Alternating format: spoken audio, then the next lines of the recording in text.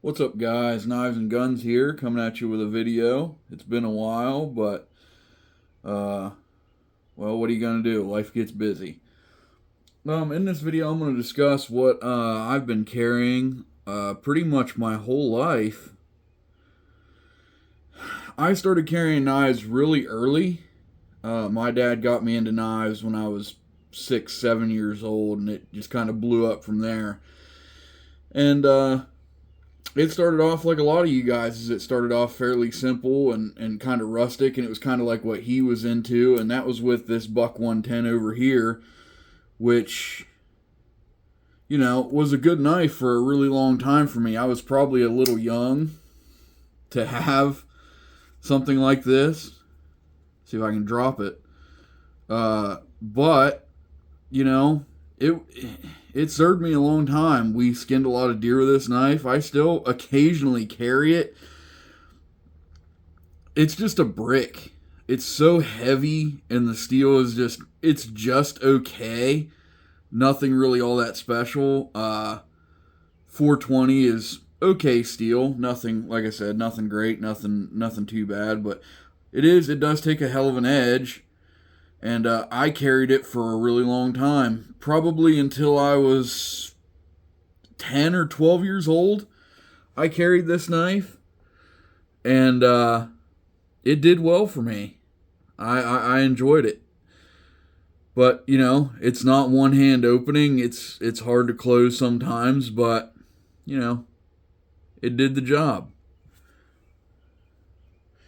And then I moved on to this, which is a Charge TTI Cabela's special edition, and these are pretty rare now, really rare actually, and they command a premium. I can't believe it. I hopped on eBay, a few days ago just to kind of see if I could find one, and man, these guys out here are asking like $600 for one of these, and I don't know. They are nice, but they're not $600 nice. But yeah, I carried this until I was about 16, I want to say. And there's actually a really neat story behind this. I actually saved up a Christmas and my birthday. I saved up $129 to buy this knife. Well, this multi-tool. And I went down with my uncles to Cabela's and actually picked this up, and my dad thought I was an absolute fool for spending all my money that I had saved on a dumb multi-tool. But it's what I wanted at the time, and I got it. It's actually pretty neat. It does have an S30V blade, which I've beat on throughout the years quite a bit. But it survived. It survived a kid at between 10 and 12, or 10 or 12 to 16, 17 years old. It survived. Then, when I was roughly 16, 17, I really got into knives. That's when I really wanted high quality knives. And well, at the top of the list at the time when I was 16, 17 years old, there was only really two names that were just everywhere. Everyone wanted Spyderco or Benchmade, Spyderco or Benchmade. So I picked up this Resilience. And I really thumped on this knife. At the time, I worked as a mechanic, and this knife got beat. And it got beat real hard. It still wears the scars of getting roughed up. But I will say it never failed. It performed well. The steel is pretty bad. It's 8CR 13 MOV. This is a made in China Spyderco, if you're not familiar with the resilience, but most of you will be. But it did good. I replaced, Spyderco sent me at least 3 pocket clips for this, free of charge. Great service there from them. They did awesome, but the clip's bent easy. It's a little big, and frankly, I wasn't ultra familiar with the laws on knives in Ohio at the time, which at the time they were pretty bad. They could misconstrue it as a weapon, so I carried this for roughly 2 years, and then when I turned 18, I decided that I wanted to carry something a little bit more sheeple friendly, a little bit more public friendly. So that's when I started carrying this Victorinox Farmer. And this was a great knife. And it still is a great knife. It's actually become very sentimental to me. It just, I don't know, there's something nostalgic about carrying a Swiss Army knife. And I carried this for a long time. I actually carried this the longest of any knives besides the next one. I carried this from the time I was 18 until I was 27 years old. So I carried this for almost 10 years. It's just crazy to think about. And it held up super well. And, of course, it didn't get absolutely thrashed because I got into a career that wasn't quite as demanding as mechanical work. But, man, this knife was awesome for me. Steel is okay. I like the steel better than 8CR13 MOV. I think I like the steel better than the 420 that's on the buck because it just strops back with almost no effort at all. You can strop it right back to life and you're good to go. And having the awl and having the awl available and the bottle opener and the saw was just phenomenal. So I carried this a long time. So, something I didn't mention actually was in between transitioning from the multi-tool to the resilience, I didn't think I really needed a multi-tool that much. You know, I was in the mechanical field, so I had my tools available to me at any time. It wasn't that hard to just go grab a pair of pliers or whatever. Well, when I got out of the mechanical trade, I really missed having a multi-tool on me. I really missed having that capability. So while I was carrying the resilience, I also got this Juice XE6, and I still carry this to this day. This Juice XE6 is with me all the time because without multi-tool function, I couldn't live day to day. I use this thing literally all the time, and they don't even make these anymore, and it's a real shame because I think this is the best EDC multi-tool ever made. The Juice series in general is so much better than anything else available today. It's not even close. The S2, the XE6, I don't know, there's tons of them. And these are really expensive now too. Crazy expensive, crazy money. $200 is like the norm for, you get absolutely beat ones for like $100. That's nuts. I don't know. I mean, if you don't have it, sure.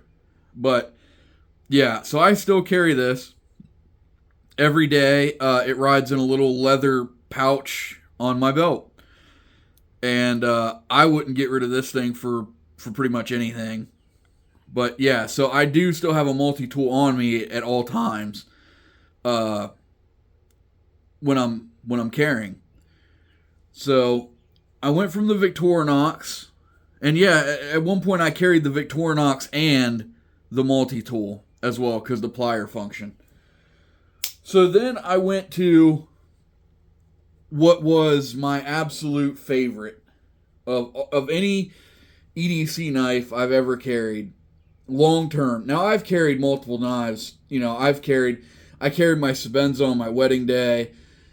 I've carried other knives, but you have that one knife. It seems I get kind of stuck in a rut, and I carry one knife, and that's the one I carry for pretty much,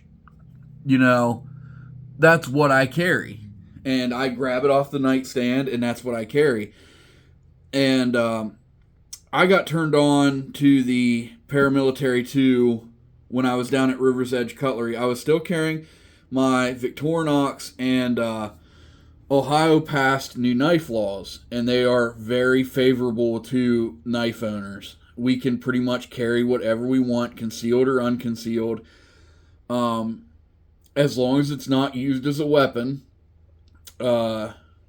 We have very favorable knife laws. So I wanted to update my everyday carry. And around the time I was, like I said, 27 or so, 28, I decided I wanted an everyday carry knife. And a new one. And that's where I got turned on to the Paramilitary 2. Of course, I'd always heard of Paramilitary 2s, and everyone else carried them, but they're just they were a little too people unfriendly. And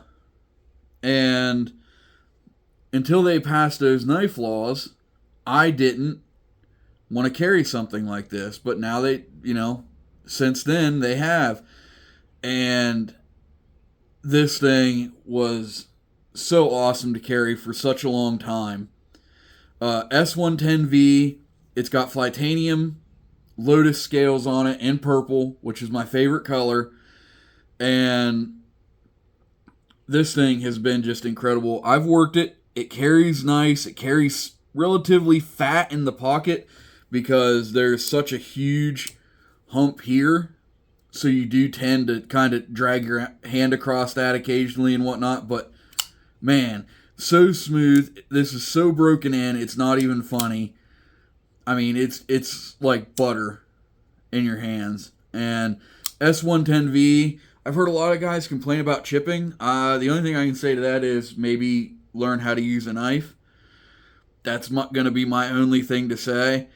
Because, frankly, I haven't had any issues, and I've cut some pretty gnarly stuff with it. I reprofiled the edge with my Wicked Edge, and it's set at 16 degrees per side, 32 inclusive. And I took it up to 3000 grit. I don't really like the polish on this blade steel that much because it doesn't hold that polished, super crazy sharp, but it stays toothy sharp forever. I very rarely had to sharpen this knife, almost never. I've only had to sharpen it, I think, 3 times in the almost 3 years I've carried this, 4 years I've carried this. So S110 for me has been absolutely phenomenal, and if I get the Military 2, which is on the list, I will get it in S110. If I can't get it in S110, I'll get it in 15V. Yeah, this has been absolutely phenomenal for me. So, what am I carrying now? What's my current EDC, and why did I decide to replace the Spyderco? Well, replacing is kind of a relative term. I'm not really replacing it. I just wanted to try something else, and I fell in love with the MSI the second I saw it. And that's the knife all the way on your right. I have a pretty lengthy history with Microtech, and to be honest with you, all of it's not great. So I've owned roughly 10 Microtechs, Ultratechs, Scarab 2s, SOCOMs.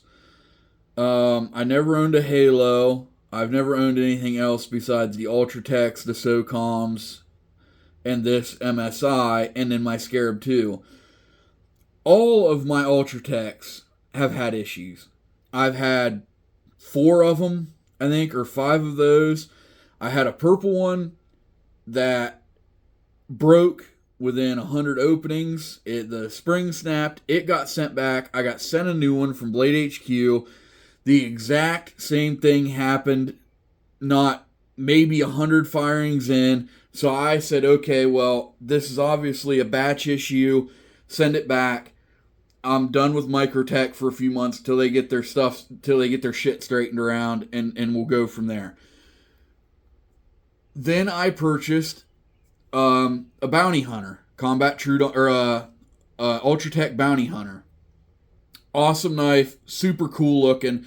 I'm a super huge fan of Boba Fett, and I would say less than 100 openings, the switch failed. And it failed in a unique way. When I went to open it, it would kind of slide over the track. If you pushed down on the button and pushed forward, it would open. But if you just pushed forward, no go. That got sent back. I didn't want to get rid of that because I really liked the knife. I sent it into Microtech, and they did fix it free of charge. And that knife has been great. The SOCOM had up and down blade play. I sent it into Microtech. They did fix it and sent it back, and I sold it. I didn't like the tip-up carry, or the tip-down carry on it anyways. I wasn't a super huge fan of it. Build quality was very nice. Universally, my Microtech build quality has been great, but just, I don't know, I've just gotten extremely unlucky with them until I got my Scarab 2, which has been an absolute beast. And it really should be out here because I did carry it for quite a long time. And, it's an extremely expensive knife. Well, I guess there again, that's a relative term, extremely expensive.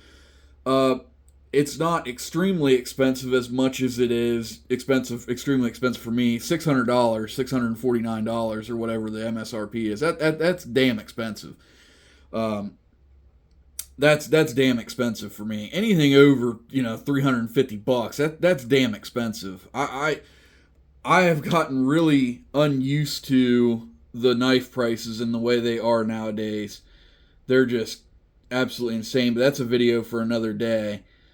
But the Scarab 2 has been absolutely excellent for me. It fires hard, man. It retracts hard. It'll give your thumb a workout. And there's people that can't even deploy it. I'll hand it to them and they can't deploy it. It's that stiff, which is good. I don't mind it. Me personally, I've learned how to manipulate it, and I've built up the thumb strength to be able to do it every time, even wet. But I could understand why someone would complain about that. Apparently, the Gen 3 Scarab 2s are a little better. I haven't felt one personally. So I couldn't tell you that. But the Scarab 2 was absolutely awesome. I carried it. I cut with it. I used it. No issues. I have full faith in that knife. It's been great. But when the MSI came out and Spider and Microtech got into doing these Ramlock knives, which I immediately was drawn to, just their aesthetic, the lock. I'm a fan of the Benchmade Axis lock. I have multiple Benchmades with it. I have multiple knives with the Spyderco ball lock, which is similar. It's like the perfect combination of the two. It's highly fidgetable. It's tuned well. So I fell in love with these, and I said, man, I'm going to get me one of those. Well, there was no just getting one of those. I spent 6 months just waiting to get them, and I honestly, I kind of forgot about it until I saw another video on someone else that had one. And I was like, oh yeah, the MSI. So I bought one. I bought one from River's Edge Cutlery. They are awesome. They're in Ohio. They're in Columbus, Ohio. Those guys are phenomenal. If you guys are ever looking for knives and you're in Ohio, or if you're online, they have a pretty big and growing online presence. Those guys will really take care of you. They go above and beyond. But I bought it down there. Originally, it came with these scales, which they're okay. I got the one with the ABS scales. They're okay. They're just a little. They feel a little cheap to me. They sound a little cheap to me. The knife sounded a little cheap. It felt very Griptilian-like. So I wasn't a huge fan of these. And I knew I was going to change the scales anyway. I was either going to get original goat scales, or what I ended up settling with, which isn't really much of a settle, is these Votix carbon fiber scales. And these are so good, and the camera can't do them justice. They have so much. They're such high quality carbon fiber. And this knife just looks really good. It's the apocalyptic finish. They do have a titanium back spacer, and with the apocalyptic finish, it just looks phenomenal. It's a little bigger than the paramilitary 2, but I don't really notice it all that much. My ram lock is tuned to perfection. There's very little lock stick. It's perfectly centered. It's perfectly strong. There's absolutely zero blade play. And when I mean zero blade play, I mean I cannot muscle up and down or side to side play in this knife. It is so firm and so solid feeling, and with these scales feels the value that you get for $175 on these MSIs, I think is really, really, really high. It feels, with these scales on it, it feels like a $350 or $400 knife.